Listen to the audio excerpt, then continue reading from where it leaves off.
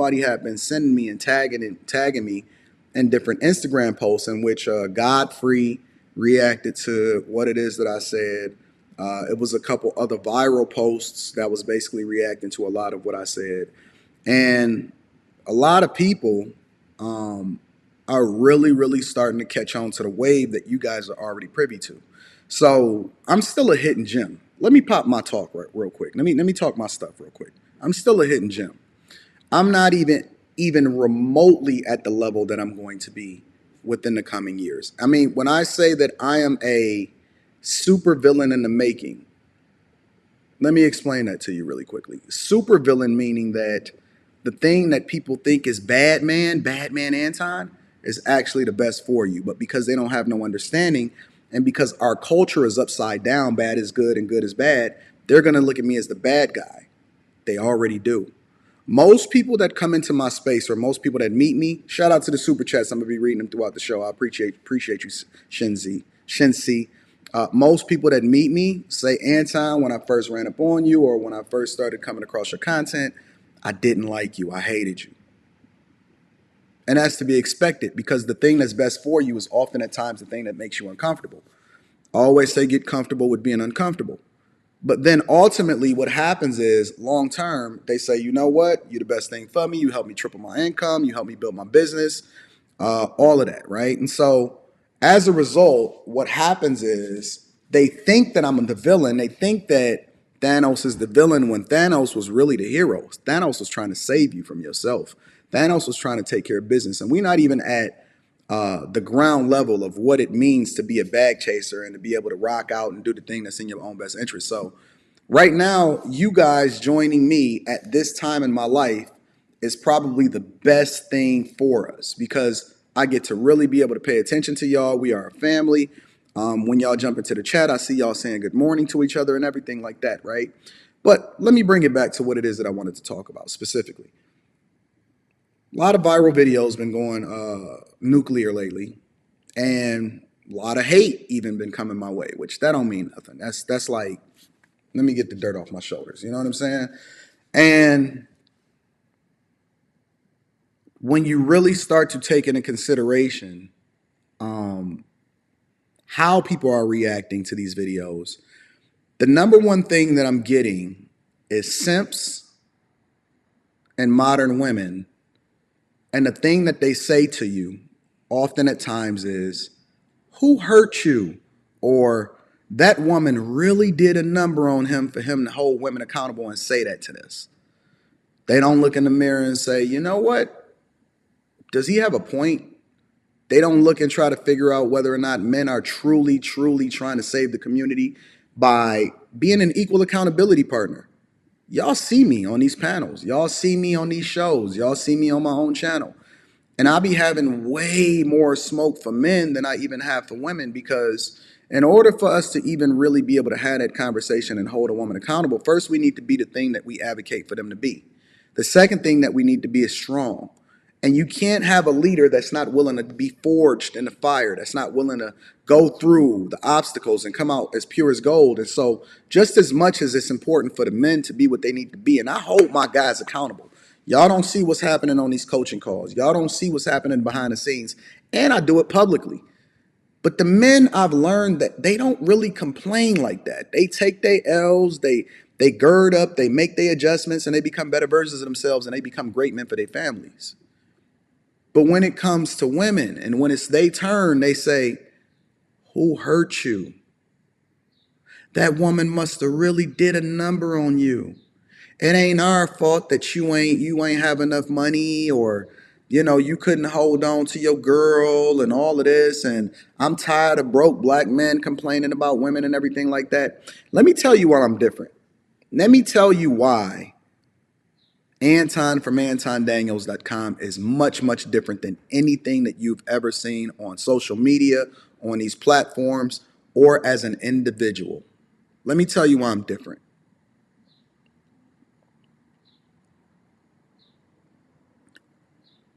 I'm the dude that you fear the most.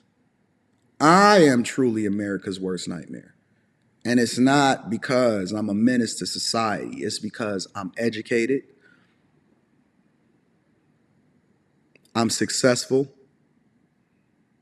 I've been able to navigate through corporate America and be incredibly successful in that. I retired in 2019 at 37 years old, documented. One of the reasons why I was carrying a camera with me all throughout my life before I even really started to pop my shit and talk what it is that I talk on these platforms. And then I came back to corporate America, and then I showed my Patreon members exactly how much I was making because it was too much money for me to be able to pass up. I'm a real estate mogul, deca millionaire, not multi-millionaire, deca millionaire, meaning 10 or more. What y'all say that y'all can't take from a black man as far as what the average of what he makes in order to be able to sustain a family, I wear that on my wrist. But I don't wear it on my wrist as an opportunity to stunt. I wear it on my wrist as a milestone moment to remind me of certain things that I've surpassed. And every Rolex that I have is not only a milestone moment, but it's an asset that continues to appreciate and beat the rate of inflation. And that's what I pour into my community. I'm a mentor for young guys, 14 through 24. I hire more black women than I hire black men. I've been married for almost 2 decades to the woman that was the best friend of mine in high school. I am a father, not a baby daddy. It's a difference. I'm a father. I am a reflection of what I would want my daughter to marry. I don't cheat. I don't get caught up in scandals. I've never done a scam in my entire life. I've never been arrested.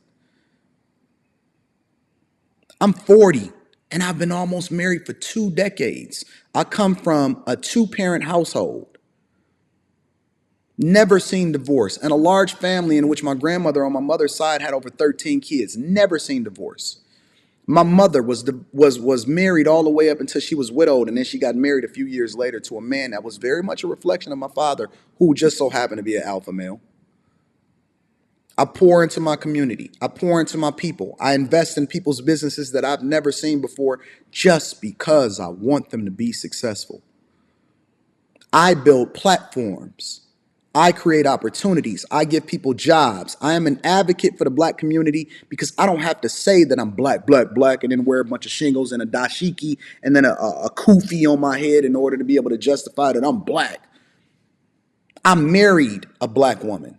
I raise a black daughter. I pour into my community. I didn't leave Detroit. I moved further into it once I became even more successful in order to make sure that I'm paying my taxes and pouring back into the community. And as a matter of fact, I handpicked my office directly across the street from Health and Human Services because I always make sure that I continue to help homeless people.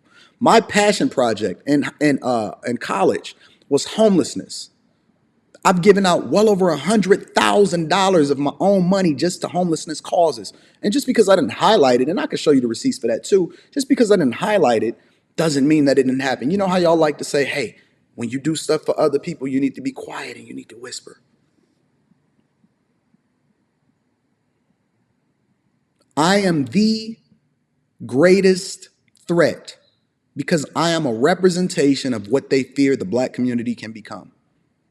I'm supposed to be dead, according to the statistics, in jail, arrested, uneducated. And even if you do, I'm supposed to leave my chick and then marry a white girl.